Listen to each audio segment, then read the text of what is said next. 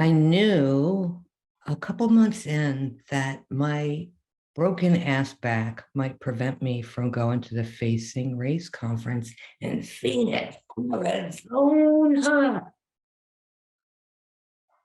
because I knew that in order for me to go, I would have to have a wheelchair with me at all times.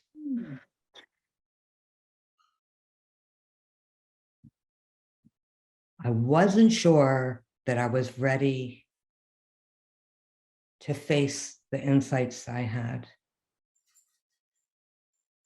But I did a couple trial runs with my broken back. I went camping one week and then I went to Baltimore another week and I worked my ass off and my back hurt so bad. And thank God for medicine, but I don't like narcotics. No narcotics. That was my Bill Clinton impersonation. I'm sure it was not very good. But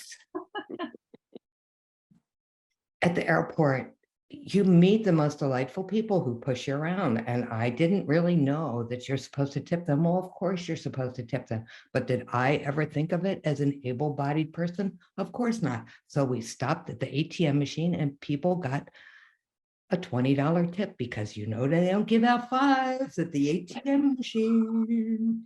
Two lucky people got bonus tips. And then they line you up at the gate like you're an egg in a carton. It's really a little dehumanizing. But it's also a little uncomfortable because they take you right up to the front. You don't have to do all that waiting.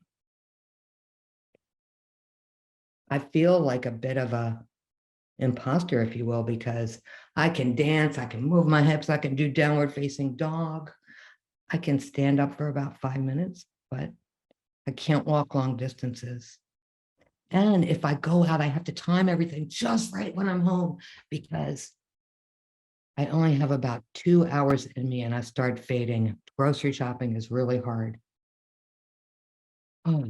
I think people either think I'm as high as a friggin' kite or I am schizophrenic, one or the other. I don't know. It's just that I'm having a lot of pain.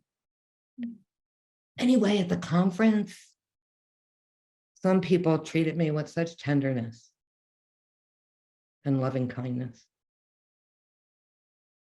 And other people didn't see me at all. And I experienced microaggressions.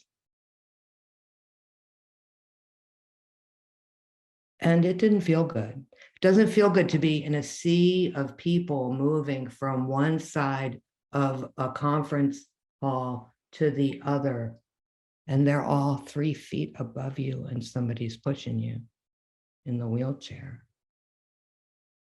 And I felt weird because sometimes I would push my own wheelchair.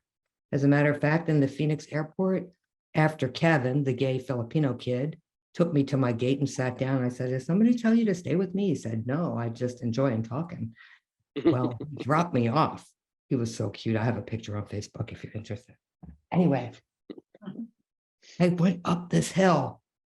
I put my suitcase on there and I pushed myself up the hill because I needed a cup of coffee and a pastry, and it was a long uphill ramp. And then I can't tell you the whole story because I'm sure Randy's going to ring the bell. So I'll finish up by saying I decided to coast down the hill after I got my coffee. So I asked some guy to put my suitcase on top of me in the wheelchair. And he did. And I had my purse. I had my coffee between my legs. You know how hot they make that coffee at those places? Ooh. I learned very quickly. I'm in the middle. It was expansive. Nobody was really around. Anyway, I started going to the middle. They don't really have brakes. You have to use your hands for brakes. Oh God. You can't do that very fast or you'll go. Ooh. So I decided, I was very wise. I decided that the best way to travel down, the glide down, was to hug the wall. That way, if I got into trouble, I could just turn into the wall. And that way, I glided down. I made myself so happy. Oh my God, it was so much fun. I feel so lucky that I don't have to be in a wheelchair all the time. And it really stretched my heart to even have more compassion for differently abled bodies, whether we see the way they're differently abled or not. And I appreciate the steps that Interplay is taking to make sure that all bodies belong.